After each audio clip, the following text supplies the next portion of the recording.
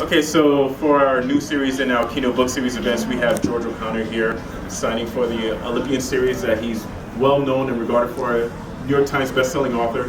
First, I want to ask you, what is the inspiration that came before when creating the series for kids?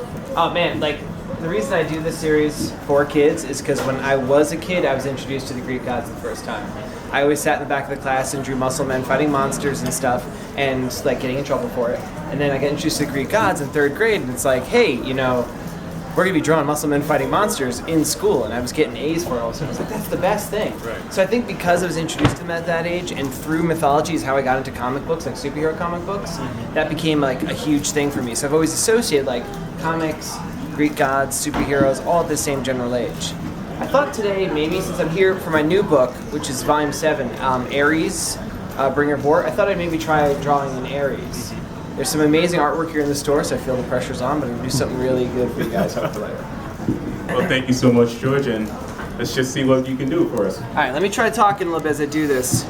So, when I designed Aries, first thing I did is I went to the Met, and I spent a lot of time like just looking at like Greek armaments and stuff. He's a god, right? So like I was like, why does this dude even wear armor? Because, he's a god. If he gets wounded, he can heal himself up immediately. So ultimately I decided he wears the armor, well, because he is the god of war, he's got to look the part. But I thought he also wants to look terrifying. So I designed this helmet to be like just this really like kind of vicious, a lot of points, a lot of scary dark angles. His skin is always kind of enshrouded in shadow. He's described in the Iliad as being covered with blood often, and gods don't have blood, so he's covered with somebody else's blood all the time. He's also described as being the handsomest of the gods, which is interesting, but he's got this terrible, ugly personality. Right. I like to give him glowing red eyes, because red is a color associated with him, just like the planet Mars this day, to this day. It's the red planet, and that's the planet that's named after him in antiquity. I took a look through some of the books as well, and the one thing I noticed is that even though it's quite, action-packed and there's a lot going on as far as story, as far as drama is concerned, I noticed that it can be read by adults and kids alike. Have you gotten a lot of response from adults as well in this series? Yeah. Normally I'll do a signing, and it's there'll always be like a squad of children. And there'll be a few adults that come there. I get a lot of fan mail from pagans, which is really cool. I figure that's like the highest praise I can get. Somebody who actually worships these gods to this day. I'm like, wow, cool.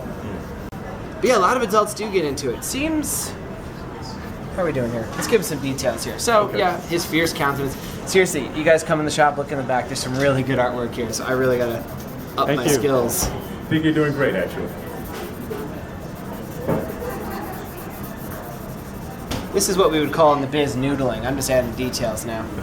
I have a terrible signature, so whenever I sign a book for somebody, I do draw a picture, and it'll be often a quick variation on this theme. So this is like a blown up, more detailed version.